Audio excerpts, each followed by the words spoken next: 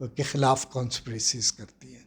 तो ये अलमिया है पाकिस्तान का कि एक ऐसा करिश्मा, एक ऐसा रहनुमा जो इस मुल्क की किस्मत को बदल सकता था, अगर वो अगले 5 साल हुकूमत करता तो शायद पाकिस्तान जो है वो आज जिस कर्ब में है, जिस स्याह दौर से गुज़र रहा है, जिस तबाही की तरफ हम आ गए हैं कि हमारी स्टेट जो है एवेपोरेट हो गई है, हमारे अदारे जो है वो तबाह हो गए हैं, हमारे कल्चर के अंदर डायलॉग और डिबेट का कल्चर जो है वो ख़त्म हो गया है। हम में फ़िरका वारियत हमारे अंदर आई, दहशतगर्दी हमारे अंदर आई।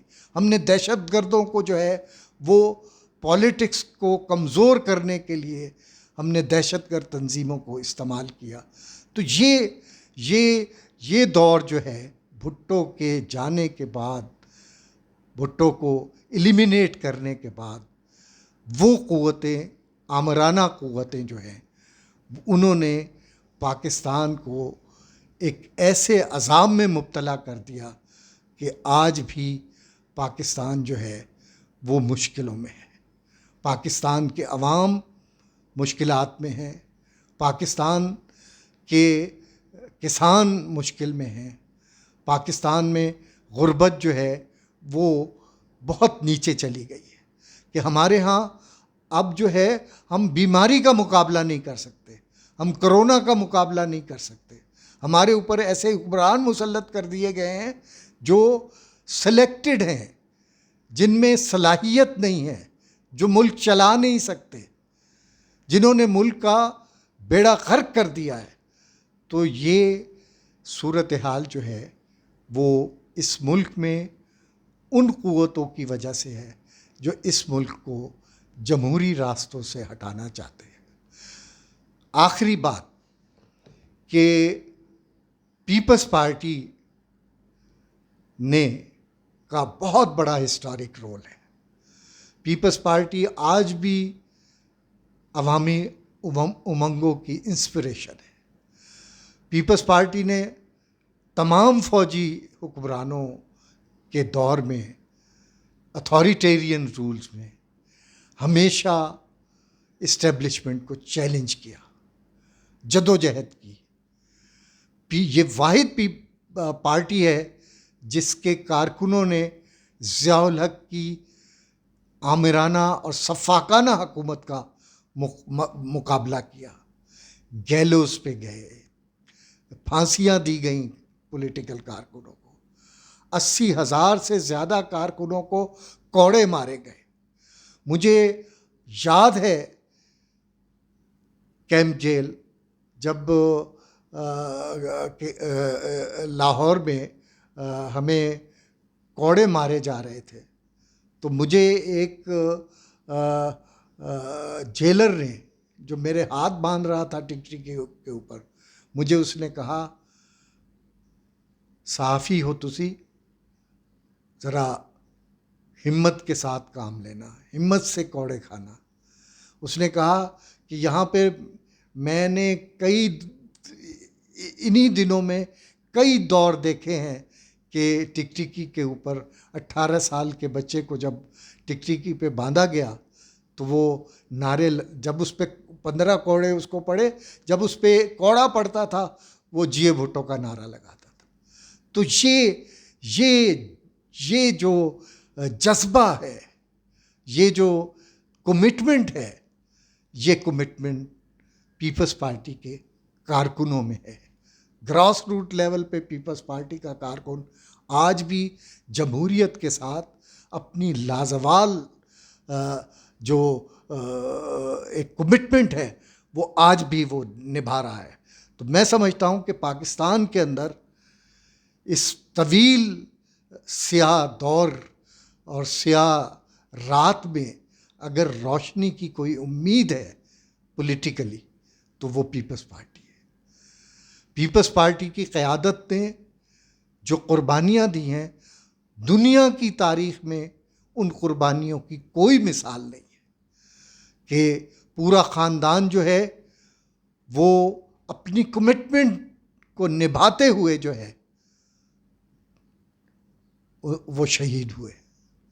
और उन्होंने, अगर वो चाहते तो फौजी को हुक्मरानों से कंप्रोमाइज़ कर सकते थे, जैसा कि आजकल भी और पहले भी पॉलिटिकल हुक्मरानों ने किया, कि जिन्होंने कंप्रोमाइज़ किया उन्हें वजारतें भी मिली, हुकूमतें भी मिली, लेकिन वो चला नहीं सके, इंस्टीट्यूशंस बना नहीं सके। अगर इंस्टीट्यूशंस बनाए हैं तो सिर्फ और सिर्फ पीपल्स पार्टी ने बनाए। कि पीपल्स पार्टी का जो लास्ट दौर था, उस दौर में भी साजिशें बेशुमार थी, जरदारी के ख़िलाफ़ साजिशें। इस्टेब्लिशमेंट जो है वो पूरी फोर्स के साथ जो है वो साजिशें कर रही थी, और उन तमाम अदारों को साजिशों के अंदर शरीक किया। उन्होंने एक इलेक्टेड प्राइम मिनिस्टर को जो है वो इक़्तिदार से निकाला। बाद में साबित हुआ कि सब कुछ गलत था, सब कुछ कॉन्स्पिरेसीज थी। उन तमाम लोगों ने तस्लीम किया कि हमने पीपल्स पार्टी के साथ ज़्यादती की, हमने पीपल्स पार्टी के ख़िलाफ़ साजिशें की, और पीपल्स पार्टी को हमने कामयाब नहीं होने दिया। लेकिन आप ये देखिए कि साजिशों के बावजूद पीपल्स पार्टी की हुकूमत जब भी आई है, उस हुकूमत ने जो है वो हमेशा इंस्टीट्यूशंस को स्ट्रेंथन किया। सबसे बड़ा कमाल जो है वो पिछली हुकूमत पीपल्स पार्टी का है कि उसने आइन में जो आमिरों ने, ज़ियाउल हक ने और उसके बाद में आने वाली आमिराना हुकूमतों ने जो तब्दीलियां की थी और आइन का हुलिया बिगाड़ा था, उस आइन को जो है वो दुरुस्त किया। 18th अमेंडमेंट जो है बहुत बड़ी कामयाबी थी। एक ऐसी हुकूमत जिसकी मेजॉरिटी नहीं थी, अक़लियती हुकूमत थी, पूरे अलाइज को न सिर्फ उन्होंने मैच्योर किया, पॉलिटिकलाइज किया, और उन्होंने उन अलाइज को साथ लेके 18th अमेंडमेंट जो है वो पार्लियामेंट से पास करवाई। जो 18th अमेंडमेंट आज भी इस्टेब्लिशमेंट की आंखों में खटकती है। आज जितनी भी साजिशें हो रही हैं पीपल्स पार्टी के ख़िलाफ़, वो सिर्फ इसलिए हो रही हैं कि अगर आज पीपल्स पार्टी जो है वो इस्टेब्लिशमेंट के साथ कंप्रोमाइज़ कर ले और 18th अमेंडमेंट में से कुछ चीज़ें जो इस्टेब्लिशमेंट निकालना चाहती है, अगर वो निकालने के लिए एग्री कर जाए, तो पीपल्स पार्टी को वो सब कुछ देने के लिए तैयार है। लेकिन पीपल्स पार्टी ने तारीख़ में, जब से पीपल्स पार्टी कायम हुई है 67 से लेके आज तक, पीपल्स पार्टी ने इस्टेब्लिशमेंट से कम अवाम की उमंगों और आइन के साथ खिलवाड़ करने की इजाज़त नहीं दी, कंप्रोमाइज़ नहीं किया, और ना आइंदा पीपल्स पार्टी जो है वो कंप्रोमाइज़ करेगी। मैं आखिरी बात जो करना चाहता हूँ वो ये है कि क्योंकि हम सहाफ़ी हैं, हम समझते हैं कि पाकिस्तान उस वक्त तक तरक्की नहीं कर सकता जब तक कि पॉलिटिकल आज़ादियाँ ना हो, जमहूरी कल्चर जो है वो डेवलप ना हो, पॉलिटिकल पार्टीज़ को आज़ादाना काम करने की इजाज़त ना हो, और साथ ही प्रेस की आज़ादी जो है उसको हर सूरत में प्रेस को आज़ाद होना चाहिए। क्योंकि दुनिया बदल गई है, दुनिया वो पुरानी डगर पे नहीं है, ग्लोबलाइजेशन का दौर है।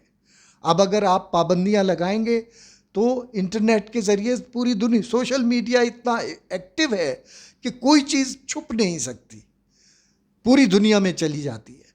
तो इस मुल्क में अगर हम चाहते हैं कि ये मुल्क कायदे आज़म के तरक्की पसंदाना नज़रियात को लेकर चलने वाला मुल्क हो, तो इस मुल्क को जो है वो हमें सिर्फ़ और सिर्फ जमहूरियत, आइन की बालादस्ती, प्रेस की आज़ादी और दुनिया में आज़ाद खारजा पॉलिसी के थ्रू जो है वो हमारा इमेज जो है वो बेहतर हो सकता है। और मैं ये समझता हूँ कि पाकिस्तान के अवाम, पाकिस्तान में पीपल्स पार्टी जैसी पॉलिटिकल पार्टीज़ जब तक मौजूद हैं, एक तरक्की पसंद पाकिस्तान के लिए जो है वो जदोजहद जारी रहेगी। और ये जदोजहद जो है जहद मुसलसल है, और उस वक्त तक पाकिस्तान के अवाम जो है वो खुशहाली की मंजिल जो है हासिल नहीं कर सकते जब तक कि खुद मुख्तार, आज़ाद, तरक्की पसंद पाकिस्तान जो है वो इमर्ज नहीं करता। तो मैं समझता हूँ कि दोस्तों, हम सबको जदोजहद, मुसलसल जदोजहद में रहना चाहिए, क्योंकि हमारे ऊपर पाकिस्तान का कर्ज़ है, हमारे ऊपर उस जदोजहद का कर्ज़ है, उन कुर्बानियों का कर्ज़ है, उन खामोश हीरोज़ का कर्ज़ है जिन्होंने इस मुल्क में सियासी आज़ादियों के लिए जो है वो कुर्बानियाँ दी थी। और आज हमारी नई नस्ल जो है वो यकीनन अपनी पुरानी नस्ल की जदोजहद को सामने रखते हुए उन हीरोज़ को अपना आइडियल बनाते हुए जो है वो जदोजहद जारी रखेंगे, जिन्होंने न सिर्फ फांसियाँ दी, जिन्होंने न सिर्फ ज़िंदा अपने आप को जिए भुट्टो का नारा लगाते हुए अपने आप को ज़िंदा जला लिया कि भुट्टो को आज़ाद करो, पाकिस्तान को आज़ाद करो, इस मुल्क में जमहूरियत होनी चाहिए, इस मुल्क में फ़ौजियों का राज नहीं होना चाहिए, इस मुल्क में किसानों और मज़दूरों का राज होना चाहिए। तो दोस्तों, सियासी कारकुनों, आप एक ऐसी पार्टी के सियासी कारकुन हैं जिस पार्टी की बड़ी तारीख़ है। न सिर्फ कारकुनों ने कुर्बानियाँ दी, बल्कि कुर्बानियाँ देने में रहनुमाओं ने सबसे पहले कुर्बानी दी। भुट्टो ने कुर्बानी दी, बेनज़ीर ने कुर्बानी दी, मुर्तज़ा भुट्टो ने कुर्बानी दी, शाहनवाज़ भुट्टो ने कुर्बानी दी, मोहतरमा ने कुर्बानी दी। नुसरत भुट्टो की कुर्बानियाँ जो हैं वो लाजवाल हैं, ये लाजवाल लोग हैं। इन लाजवाल लोगों के लिए जो है ना, हमें इस मुल्क को जो है वो उनके आइडियल्स के मुताबिक चलाने के लिए जदोजहद की ज़रूरत है। और मैं समझता हूँ कि हमारे कारकुन जिनकी तारीख़ बड़ी दरख्शां है, वो यकीनन अपने जज्बों के साथ जो है इस मुल्क को एक तरक्की पसंद जमहूरी मुल्क ज़रूर एक दिन बनाएंगे। यकीनन ग़ुलामी की ज़ंजीरें जो है वो कटेंगी और आमराना रवैयों को शिकस्त होगी आपकी जदोजहद के नतीजे।